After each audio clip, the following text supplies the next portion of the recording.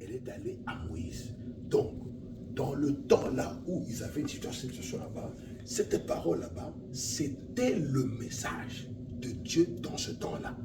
Pour cette saison-là, pour ce problème qui se trouvait là, Dieu a pourvu des moyens pour expier le péché et les guérir de la morsure du serpent.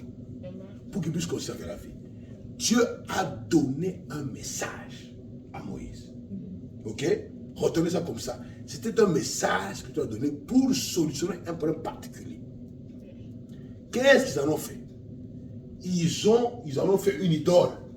Ils ont commencé à adorer le serpent. Qu'est-ce qu'ils ont fait? Ils ont fait une idole autour de ce message-là.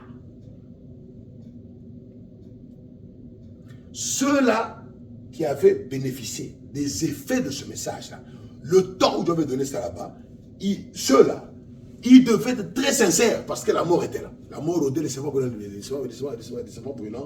les mordaient, la mort était là. Ce qui fait que eux là-bas, le message là, ils l'ont pris avec beaucoup de sérieux, beaucoup de sincérité. Quand le temps est passé, ils ont continué, ils ont maintenant commencé à adorer Nehushtan. Maintenant, il n'y a plus de sincérité. Sans aucune sincérité. Parce que ce n'était plus le temps. Mais eux, ils sont restés autour de ce message-là. En disant quoi? Ce message, il fut un temps où il avait guéri nos parents. Il avait amené quoi? La guérison. Ils mouraient, ça les a guéris. Ils sont fait quoi? Rassemblons-nous. Faisons une organisation autour de ce message. Alors que le message ne donnait plus ça. Et sans sincérité, ils ont commencé à adorer ce serpent là-bas, juste parce que il y a des années passées, ça avait produit un effet. Ok? Le message de Luther, c'était la parole de Dieu dans ce temps-là. Après Luther, qu'est-ce qu'ils ont fait? Nehushtan. Ils ont idolâtré ce message. Ils en ont fait une idole. Ça ne produisait plus l'effet. Pourquoi? Parce que Dieu n'était plus là-bas. Ils ont refusé le message que Dieu a voulu ajouter. Ils ont refusé ça. Il n'y avait plus de vie dedans. Voilà pourquoi c'est devenu quoi? Une idole. Plus de vie. Nehushtan ne guérissait plus. Voilà pourquoi le prophète a battu, c'était devenu une idole sans vie, sans rien, sans effet. Ça ne guérissait plus. Mais ils ont commencé à idolâtrer ça. Ils ont commencé à adorer ça. Voilà comment l'homme a fait aussi pour le message, avec le message, d'abord, même avant de serviteurs, le message qu'avait le père apostolique, que Paul avait prêché. Cette parole là-bas, ils en ont fait quoi? Ils l'ont déformé et l'église catholique est née. Quand Dieu a commencé à restaurer les vérités, Dieu ramène le message de la justification. Pendant un temps, ça fait son effet. Ceux qui ont cru sont dans la gloire. Ceux qui ont cru sont dans la gloire. Ils l'ont cru, ils ont cru ça avec beaucoup de sincérité. Pas les luthériens qui sont venus après eux. Après eux là-bas, ceux qui ont formé l'organisation autour de ce message là-bas, eux là-bas, pas de sincérité, il n'y avait plus rien. Ensuite, Dieu envoie le message de la sanctification avec John Wesley. Qu'est-ce qui se passe? Même chose. Ceux qui ont cru sont dans la gloire. C'était des grands évangélistes, des grands enseignants de la parole qui ont parcouru le monde entier, qui sont morts loin de leur pays en allant propager l'évangile du Seigneur. C'était l'âge du pollen, l'âge où il fallait, l'âge de la plus grande évangélisation qu'il y avait sur la terre. Le pollen s'est répandu partout. Ils sont partis partout en prêchant encore le message de la justification, sanctification. Ils ont ramené ça partout. Et ils sont morts loin.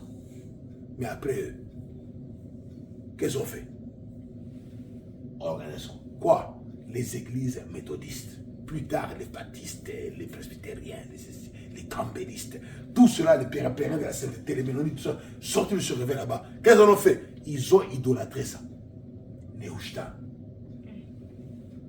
On voit déjà un Nehushtan luthérien. Ensuite, des Nehushtan qui vont sortir du réveil de Wesley. Dieu envoie le message des pentecôtistes. C'est un message valable pour ce temps-là. Tu envoies un message, ceux du réveil de Wesley refusent ça. Ils n'ont plus de vie. Dieu les quitte parce que Dieu est maintenant dans le message pentecôtiste. C'est là-bas qu'il y a la vie. C'est là qu'il faut aller. Ils refusent. Ils restent là-bas sans vie. Je suis méthodiste. Je suis baptiste. Je suis presbytérien. Je suis idole. Je suis luthériste, idole. Le message, la vie maintenant est dans le message le message de pentecôtiste. C'est là qu'il y a la vie. C'est là qu'il y a l'effet du serpent d'air. C'est là qu'il y a l'effet. Les gens reçoivent ça et sont sauvés. Ça les sauve. Ils sont dans la gloire. Ça les sauve. C'est quoi? L'expiation est là-bas maintenant. Le serpent derrière est là-bas. Ils reçoivent cela, leurs péchés pardonnés, leurs âmes nettoyées, ils meurent, ils vont dans la gloire. Qu'est-ce qui s'est passé? Oh, voilà la chose. Faisons quoi? Dénomination autour de ça. Ensuite, nous sommes divisés entre là. Beaucoup de divisions, c'est pentecôtiste. C'est devenu quoi? Néhushtan. Quand c'est devenu Néhushtan, ça ne produit plus l'effet. C'est à quel moment? La vie les quitte entre maintenant dans quoi? Le message de cette heure arrive pour former le grain. La vie quitte là-bas, entre là. Eux là-bas, ils sèchent. Ils n'ont plus de vie. Tu es quoi? Je suis pentecôtiste. Unitaire, trinitaire. Je suis seul.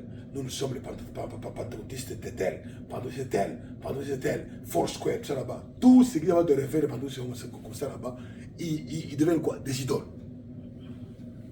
Ça devient l'idole de la dénomination. Chaque église devient une idole. Maintenant, ils commencent à faire quoi? À idolâtrer le message que Dieu avait donné. Et pourtant, Dieu n'est plus là. Ça ne donne plus la vie. Voilà pourquoi ça devient un Néhushtan. Ça ne donne plus la vie. La vie partit où? Dieu envoie sur la scène William Branham. Dieu envoie sur William Branham et il vient avec un message frais. Les pentecôtistes rejettent ça. Il est invité au début, pas prêt. Les portes on commence à fermer. Quand? Lorsqu'il a commencé à leur prêcher la parole pure de son mélange. Et cette parole-là ça sonnait comme une correction pour tout le monde. Ça a corrigé le terrien, ça a corrigé le westréen, ça a corrigé les pentecôtistes. Toutes les portes sont fermées. Il leur a dit quoi? C'est bien, c'était déjà écrit. Que quoi? Que Christ serait mis en dehors de l'église. Les pentecôtistes l'ont mis en dehors. Maintenant, il est mis à l'extérieur maintenant. Et un message sort pour appeler l'épouse. Pour appeler l'épouse à sortir des dénominations pour venir à la parole, s'unir à la parole. C'est ça qui se passe maintenant. Ça se passe maintenant. Là où Dieu agit, là où il y a l'expiation, là où il y a la vie, là où il y a le sang pour pardonner le péché, là où il y a le Saint-Esprit pour serrer les âmes, c'est là-bas qu'il y a la vie. Ça c'est quoi? C'est le serpent d'airain qui est suspendu. Là-bas, c'est là qu'il y a look and live. Regarde et aie la vie. Et conserve la vie. C'est là-bas qu'il y a quoi? On voit que dans le message, il y a quoi? Il y a la puissance pour le salut et la puissance pour la guérison. Ce n'est pas une idole. Ça devient une idole lorsqu'il n'y a plus de vie dedans parce que vous avez quoi? Vous avez mal placé la parole et qu'il n'y a pas de vie. Dieu ne confirme pas. Mais toujours dans le message. Je crois le message. Je suis dans le message. Nous sommes une église du message. Mais il n'y a rien. Il n'y a rien. Dieu ne confirme pas. Le mal n'est pas là pour donner vie à la parole. Mais on reste là comme ça, je suis du message. Du message. Quel message? Tu crois au Saint-Tonnerre? Tu crois, tu es de Franck? Tu es de qui? Tu es de chez Dioka? Tu es de chez Barouti? Tu es de chez où? Comme ça là-bas. Voilà. Voilà comment ce démon là-bas est entré dans le message. Voilà, on va dans l'église du message qui ont la puissance, qui ont tout. On va dans l'église du message qui n'ont rien. Qui n'ont rien. Pas de Saint-Esprit, pas de puissance de guérison, rien que les théories. Branham a dit. Comme l'apôtre de Jésus, hein. Ils avaient Moïse a dit, Moïse a dit, Moïse a dit, Moïse a dit. Mais ils n'avaient pas la confirmation. Ils n'avaient pas la parole de l'homme. Et ils n'ont même pas pu reconnaître. C'est grave encore dans le message. Tu vois des églises qui ne reconnaissent même pas un véritable fils de Dieu. Ils ne reconnaissent même pas un véritable fils de Dieu. Rempli du Saint-Esprit, que Dieu confirme, ils ne reconnaissent même. Mais toujours, je suis du message. Ce message-là, ça devient une idole. Juste une idole. Parce qu'il n'y a pas de vie qui sortent là. Ils sont tellement aveuglés qu'ils ne reconnaissent même pas, dans cet âge, quelqu'un qui est confirmé par la parole de feu. Non, ils ne reconnaissent pas. Mais toujours de regarder l'arrière. Branham a dit. Les pharisiens avaient Moïse a dit parce que Moïse avait rencontré la colonne de feu. Ils connaissaient ça. Il avait reçu un message frais de Dieu. Moïse a dit. Mais quand ce que Moïse avait dit a été manifesté devant eux, ils ont dit, ça c'est Belzéboul. Get rid of it. Get rid of it. Oh! La femme au puits a regardé, a dit, n'es-tu pas le Messie? Ça c'est le signe du Messie. Ça c'est le signe du Messie. Fais quand il viendra. Il dit, je le suis moi qui te parle. Elle a cru. Mais eux, les religieux là-bas, n'ont pas cru. Le message de Moïse était accompli en Jésus maintenant. Il était quoi? Il était le message de Moïse péché. Ce que Moïse avait annoncé, il était ça, dans la chair humaine. Ils n'ont pas reconnu. Qu'est-ce qu'il a fait? Il ne les a pas sauvés. Mais la femme au puits, aussitôt elle a reconnu, ses péchés furent pardonnés. Pourquoi? Elle a reconnu la véritable expiation. Là où Dieu agissait, là où elle fait la vie, elle a rencontré sa part de rien, elle a reconnu. Et ses péchés ont été pardonnés. Comment? Tous ceux qui regardaient au serpent, ses péchés étaient pardonnés. Elle a regardé, elle a reconnu qui il était. Elle a su que cet homme ici, c'est Deutéronome 18-15, péché. Il dit, il est le prophète dont Moïse parlait et que nous attendons maintenant là-bas. Être dans le message, c'est bien. Avoir des brochures, Branham a dit, c'est bien. Ça ne suffit pas. Le test vient quand? Le test vient lorsque la parole là, qu'il a pressée là-bas, est confirmée dans la chair, manifestée dans l'individu. Ah. Tu vas appeler ça comment? Auras-tu le discernement pour reconnaître ça ou pas? Ah. Seuls les enfants de Dieu, cet âge-là, ont cette grâce-là de reconnaître Dieu dans un frère, dans une soeur.